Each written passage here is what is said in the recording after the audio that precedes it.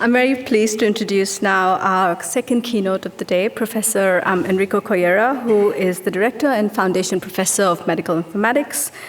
Enrico, as everyone has reminded us, trained in medicine and then did the brave thing of moving over to computer science and did a PhD in artificial intelligence. Thanks, Enrico.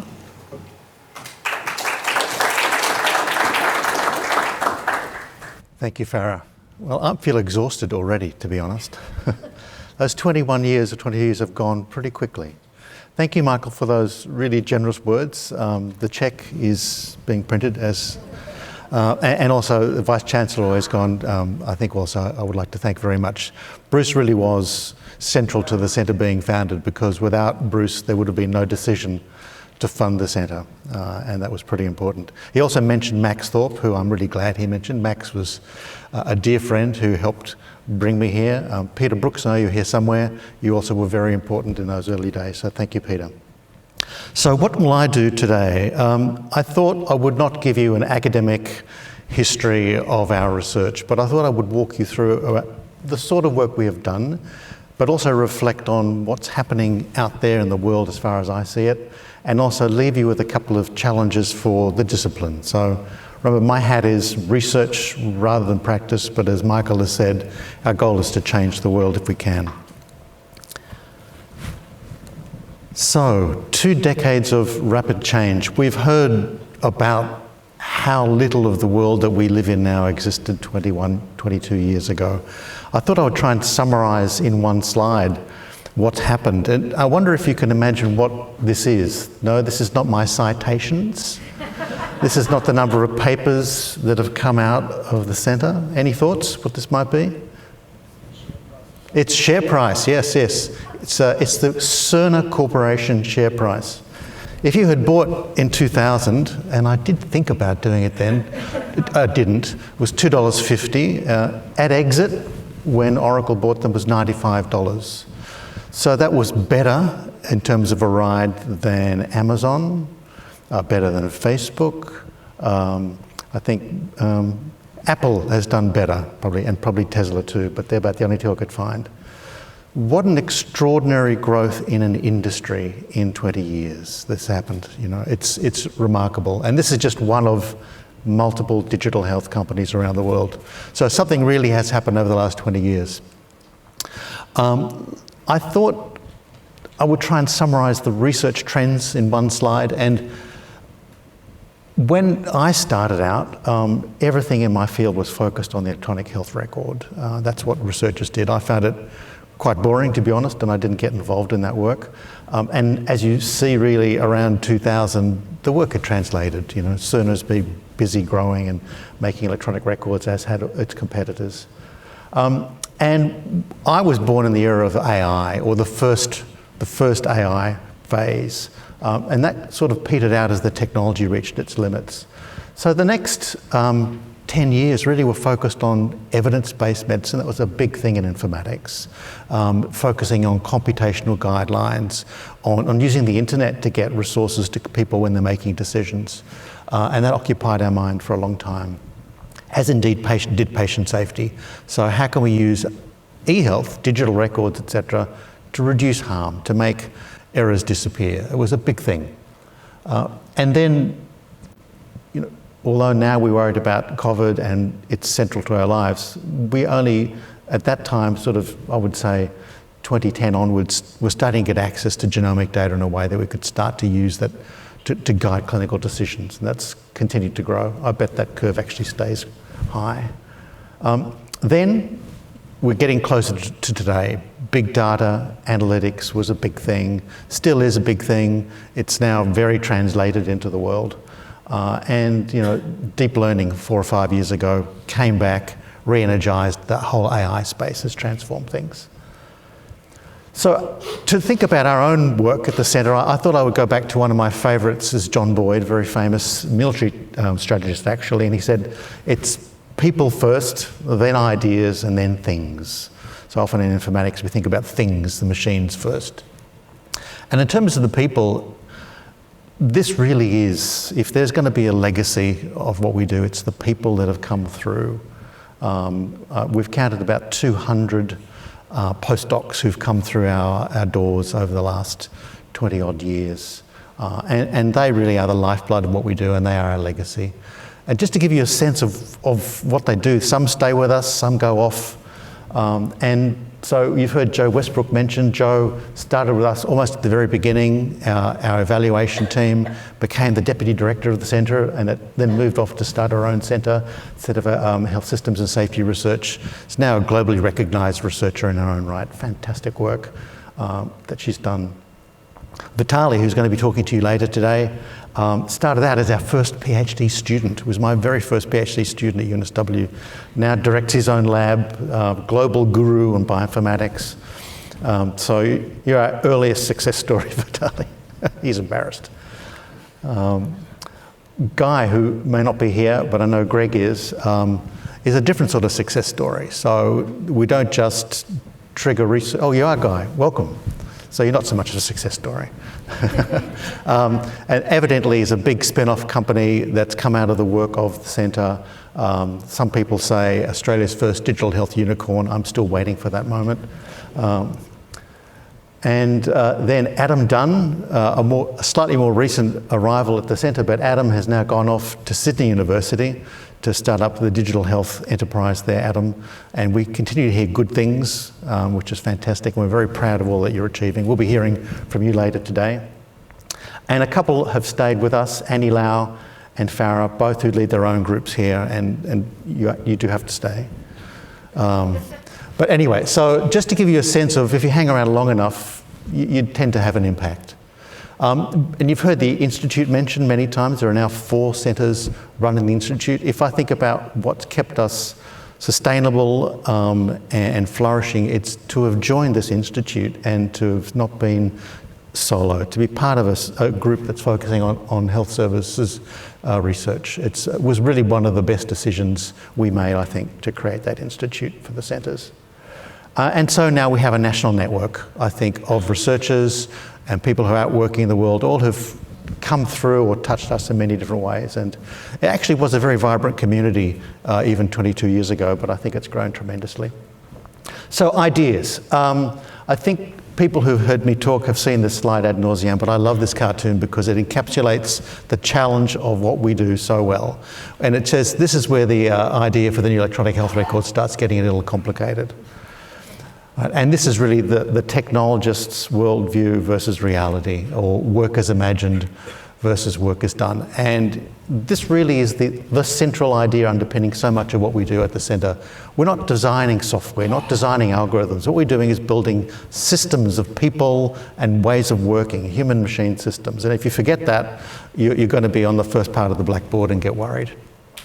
So just to give you a quick walkthrough of what we've done, this paper is here mainly because it represents a shift in thinking. It says, let's not look at records and computers. Let's look at what people actually do day to day in a hospital. And if you do that, they spend their time talking to each other, interacting. It's a different space, and we weren't dealing with it. And so we said, what's going on in that space? And this is a beautiful piece of work from Joanna Westbrook and her team, since communication was one of the very earliest themes in our centre. And when you look at what goes on, you see people interrupt each other, they're carrying out multiple conversations, things get forgotten. It's a very messy, dangerous set of behaviours that we have. And this lovely paper from Joe here showed that basically every interruption that you get increases the chances of making a medication administration error. So very scary stuff. Nothing to do with electronic health records, but everything to do with the way information gets carried through. And the second part of that story was work undertaken by Farah, and she's prosecuted that brilliantly over the last decade and a half, which is to say that there must be unintended consequences to the technology, that deploying it doesn't just come with opportunities, they come with risks. And what Farah did in a very rigorous way was to look at incident reports and really assemble the first evidence for wide-scale harm related to technology. So we're busy telling the story about how great we are, but we're not doing a good job of doing no harm as we go. So this is really, I think, quite foundational work globally. And Farah will talk to you again about that later on. We heard about there not being any Twitter or any Facebook 20 odd years ago, and we now know the power of social media to influence people. Adam will be talking later on today about the impact of social media.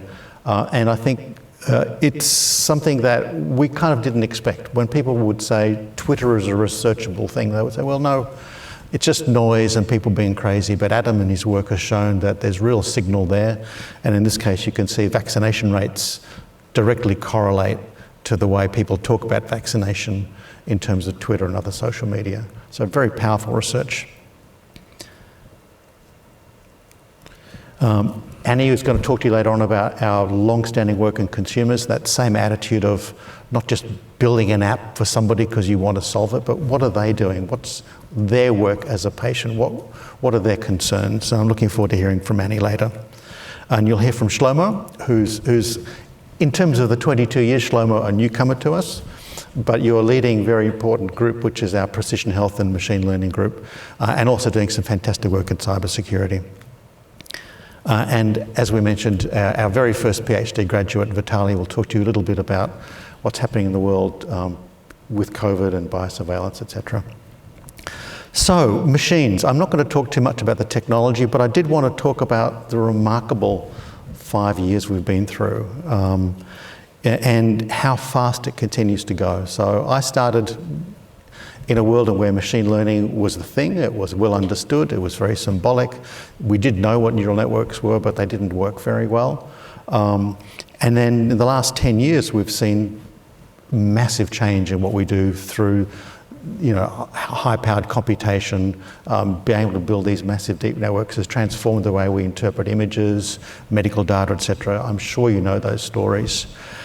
What is a surprise possibly to some of you is that era of deep learning is already nearly over. It's been very quick. We'll still use it, but in terms of research, the world's moved on to these mega or large-scale or foundation models, things where the AI is now basically able to speak to you in such a literate way that you really can't tell what's going on. It still doesn't necessarily understand what it's saying to you, but it's quite profound. And we're talking about multi-billion parameter models here, GPT-3, AlphaGo, etc. This is something that, if you look at this graph, remember this is an exponential graph here. So this is the size of the training applied during the different eras. And you can see these large-scale models on the bottom left, at least 1 to 2 orders of magnitude bigger in terms of the amount of training information they get. Basically, they can read the internet and learn how language works. And so people, unsurprisingly, are using these in crazy ways. I don't know if this paper was ever accepted. It's only been submitted in June, so we'll see. This is GPT-3 wanting to write a paper about itself. I'm not sure what the reviewers thought. We'll find out. And you probably, if you follow the news, know that some of the engineers at Google, one in particular, got pretty excited by their foundation model that they built and thought it was alive, and had to be taken away and spoken to. So let me finish, I think, with 2 challenges to you. One will be an obvious one if you know what we talk about, and one may not be obvious, but probably is the most important one. So the first challenge is AI. This is a graph from the FDA, from the US, approvals for devices with AI, and you can see that things have just taken off. So when people say, is this translating? Absolutely, it's translating. I mean, people are spending money developing products and bringing them out to the world. So it's a real thing. And so I think we're in a place now where the next decade is the normalization of AI into practice. It's going to go from something that's strange or special to just being embedded in the systems you use clinically every day. If you're a GP, you're already prescribing with software that will detect drug-drug interactions. They'll just get smarter and smarter. And as I say, change tends to catch us up. We think nothing much is happening, and then all of a sudden we look back and we've travelled an awful long way to 5 to 10 years. And I'm sure in 10 years' time, in many ways will be unrecognisable, but we won't notice, like the boiling frog, what's happening to us. I don't think people will lose their jobs. If anything, what we've learned from COVID is that we don't have enough clinical workforce and we'll need more. But we will need to train that workforce to be able to understand how to use the technologies. And I feel also that the professions will change. So radiologists are not out of a job, but what they do will absolutely change. I like to think that in the future that we'll have lots of house MDs. You'll be an expert diagnostician who will understand all the different modalities of investigation. You won't be trained on just one particular source of data. The other thing worth talking about, and this you've heard mention of the Alliance for AI in Healthcare, is that we need to think about how this is going to happen in an orderly fashion. It's just not going to happen because we will it, and we don't want it to happen in an unordered fashion because we know things go wrong. We did a fairly exhaustive consultation with the community last year and identified priorities for making it happen. I refer you to the AI roadmap. It's easy to find on the internet, and you can see the number one concern for the community is safety. I don't want to harm my patients, and then it has to be ethical. I don't want the data I use to compromise privacy or for my data to be used in a way that targets things to me, etc. And you can see workforces on that list. We really need to think about how we upskill. I had talked about these foundation models, and there's another challenge. So this is that graph I showed you before, done slightly differently, separating out academic and industry models that have been built. And you can see that it's sort of becoming more and more industry. Actually, it's pretty much all industry. So academics just don't have access to the millions and millions of dollars required to build these massive AI models. So we are seeing a fundamental shift in the power structure of AI to industry. It's not a good or a bad thing. It is, in the same way that the pharma industry is where all or most pharma research happens. So this is a challenge for us. We've heard Michael define what the field is, and it is about designing new ways of delivering healthcare. We don't, therefore, especially in AI, spend too much time building the technology anymore. We're going to be using platforms increasingly given to us by industry, and they're going to be fantastic. There's nothing wrong with them, but they do bring challenges. We know in terms of pharma that we have to manage conflicts of interest and bias and make sure we're not influenced by industry. And I think we don't have that culture in our discipline, and we will start to have to think about what that means. If I'm using Google or Amazon technology, I'm going to be seeing the world through Google or Amazon's eyes, and I might be inadvertently being biased towards them. It's very difficult to manage conflict without being explicit about it. I think we need to remain, as a research community, advocates for the patient. You know, making sure that they are being treated well, their data is handled well, and that no harm is being done. And you've heard probably the term implementation science. Jeffrey Braithwaite runs a whole centre on implementation science, and I increasingly think the future of our research is in that space. The last challenge I want to give you is a slightly bigger one. And this is one that we're all thinking about and then pushing to the back of our mind, and here it comes again, and that's climate change. And you're thinking, what is he talking about climate change? Well, healthcare is one of the biggest emitters of greenhouse gases in the world. About 10% of greenhouse gases come out of the health services in the US. People say that's good because it's probably a larger portion of the industry, of the economy than 10%, but in terms of global output, that's really tough. Also, healthcare providers are first responders. So when we have floods, when we have bushfires, or as we've had in India recently, massive heat events affecting tens of thousands of people, the health system has to deal with that, and they have to be equipped to manage that. So there are already sorts of things that can be done. You can, for example, warn people using text messaging, the next 3 days are going to be massive heat days, you are going to be at risk. Some countries already have what they call cooling centres where you can go and be safe in that. So if you think about the tools of what we do in informatics, and given that our focus is in terms of health, then connecting to people, using existing technologies, alerting them, preparing people in hospitals to reconfigure as a new challenge comes in, becomes critical. And I think for me, if I look at the last 4 or 5 years, what's been really interesting and scary is the repeated shocks we've had to face in the health system. Nobody says that the health system has survived COVID. We've managed, but at great cost, great burnout to staff, and a lot of delayed care. Imagine a world where every 2 or 3 years there's a new COVID-like event, whether it's an infectious disease or it's a massive climate event. We haven't built a health system that has that level of resilience in it. We don't know how to do that.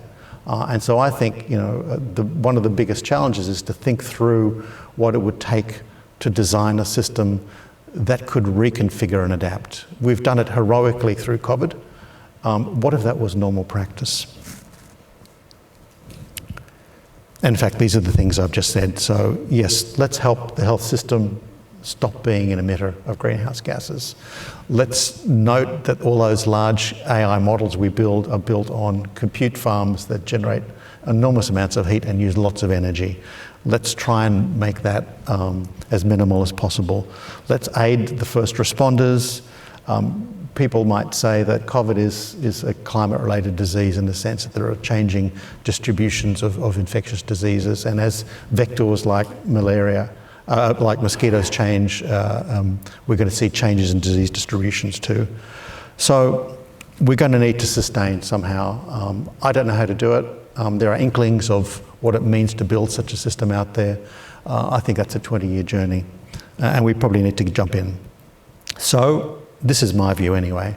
After 21 years, I don't think the job has even started.